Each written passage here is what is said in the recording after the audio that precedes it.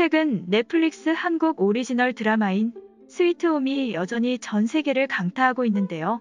이러하듯 최근에는 세계적으로 한국의 드라마가 넷플릭스라는 플랫폼 속에서 세계인들에게 소개가 되고 공유되며 많은 외국인들이 한국 드라마를 보고 극찬하고 있는데요. 그중 조금 지난 소식이기도 하지만 한국 드라마 사랑의 불시착이 또 한 번 이슈인데요. 그리고 해외 커뮤니티 사이트에 어느 해외 네티즌이 한국 드라마에 대한 생각을 적은 글이 화제를 낳았습니다. 바로 자신이 한국 드라마 사랑의 불시착을 본 후기라고 하는데요. 어떤 내용인지 보도록 하겠습니다.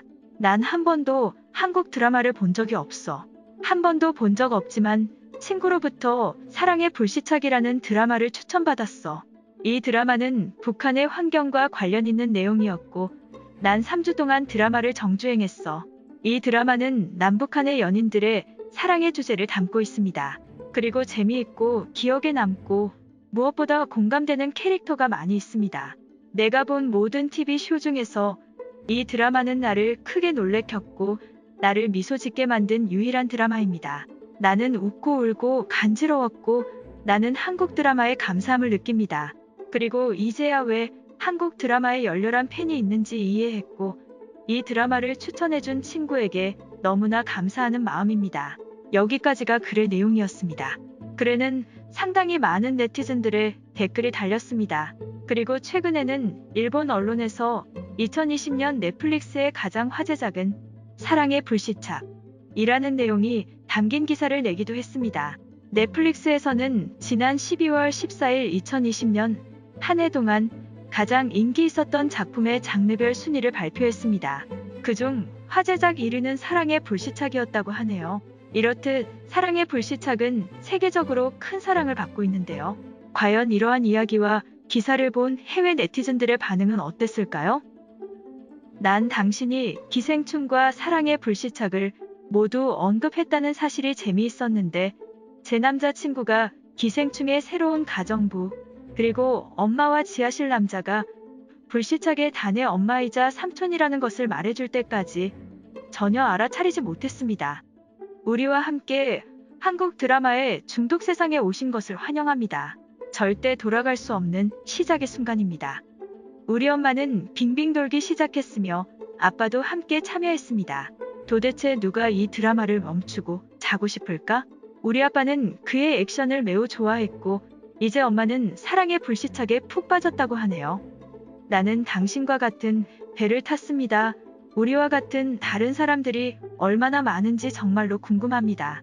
먼저 기생충을 보았고 그리고 그 후 사랑의 불시착까지 끌려가고 말았습니다. 둘은 모두 한국의 걸작이며 나를 사랑하게 만들었어.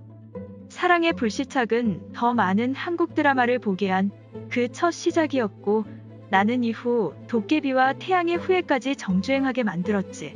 그리고 난 다음으로 미스터 션샤인을 볼 생각이야. 이 드라마는 저의 두 번째 K드라마였습니다. 그리고 북한 측면이 매우 흥미로워서 시청을 시작했는데 나는 윤세리 역할의 손예진 때문에 드라마를 묵묵히 지켜볼 수밖에 없었어.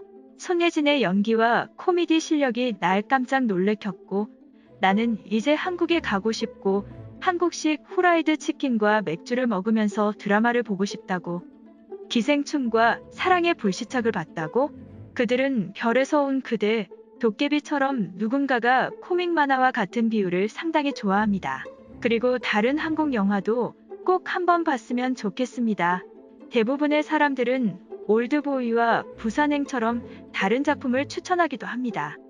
당신이 넷플릭스를 보유하고 있다는 것을 가정하기에 저는 당신이 다음으로 봐야 할 한국 드라마를 추천하고 싶습니다. 바로 시그널입니다. 저는 미스터리한 범행을 저지르는 드라마를 좋아합니다. 그래서 강력하게 추천하고 싶습니다. 별에서 온 그대를 꼭 보세요. 별이 교차하는 연인들의 또 다른 드라마. 그리고 이번에는 외국인과의 사랑 이야기를 담았고 그것 역시 사랑의 불시착과 같은 작가가 썼기 때문에 상당히 흥미롭습니다. 그리고 이것은 더 많은 판타지 요소를 가지고 있고 액션과 서스펜스를 가지고 있습니다. 오 마이 갓, 정말 환영합니다. 나는 기생충보다 부산행 기차를 선호한다는 말에 동의하지만 사실은 두 영화 모두 걸작입니다. 그리고 사랑의 불시착 역시 좋아했어. 하지만 처음 난 기대를 하지 않았어.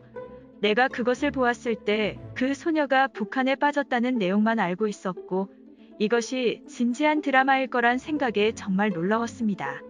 나는 한국의 영화인 기생충을 보기를 너무너무 고대하고 있습니다. 한국의 드라마를 1년 정도 봤는데 SF 영화라던가 시간 여행이 아닌 정말 재밌고 사실적이어서 너무 좋았어.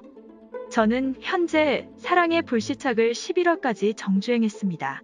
그리고 현재 북한의 개입으로 인해 더욱더 보고 싶어졌는데 캡틴 리와 그의 유닛은 내가 그들을 볼 때마다 너무너무 귀여워 보입니다.